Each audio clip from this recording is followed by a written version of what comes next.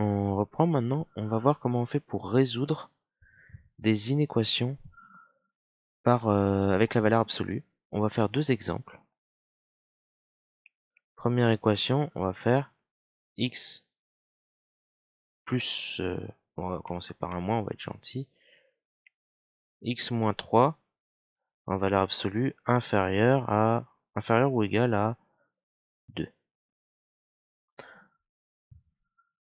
Alors, on trace notre axe. Qu'est-ce qu'on nous dit? On nous dit que le point d'abscisse x et le point d'abscisse 3 sont à une distance, pardon, plus petite que 2. Je place mon point d'abscisse 3.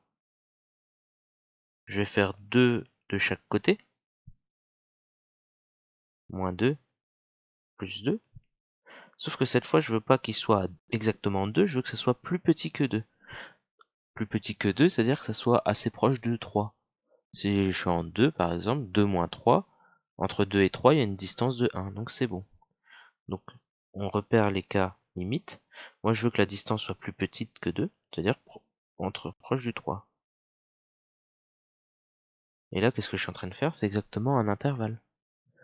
Est-ce que j'ai le droit d'être en position critique? C'est-à-dire, est-ce que j'ai le droit d'être en 1 ou en 5, pardon. Mais là, je regarde le sens de mon inégalité. C'est inférieur ou égal à 2. C'est-à-dire qu'à une distance de 2, j'ai le droit. Donc 1, je le prends, et 5, pour les mêmes raisons, je le prends. Donc là, c'est pas entre accolades, pardon, parce que c'est pas deux valeurs isolées, mais tout un intervalle, donc entre crochets.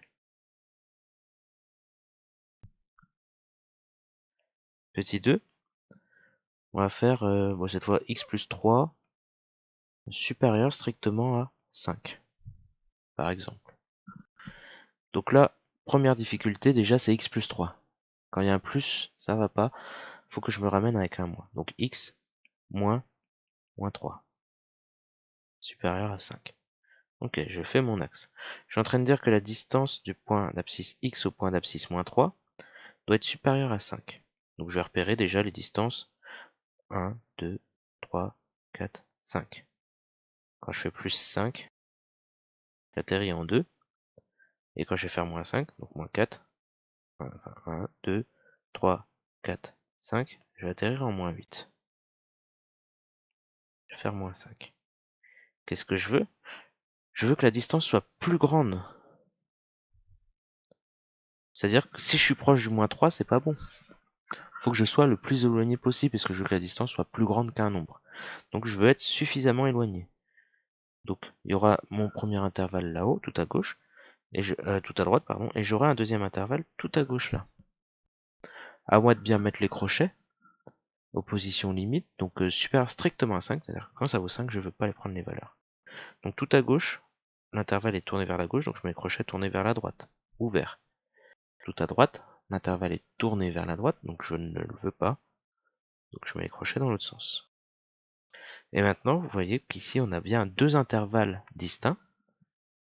Donc, le premier, il n'y a pas de limite à gauche, donc moins l'infini à 8. Et le deuxième, il faut que je dise que je prends ou, donc soit l'intervalle de gauche, soit l'intervalle de droite. Donc je mets un symbole réunion. 2 plus infini. Je vous invite à revisionner ce passage-là, qui n'est pas forcément évident la première fois qu'on le voit. Et ensuite de faire les autres exercices en lien avec les inéquations.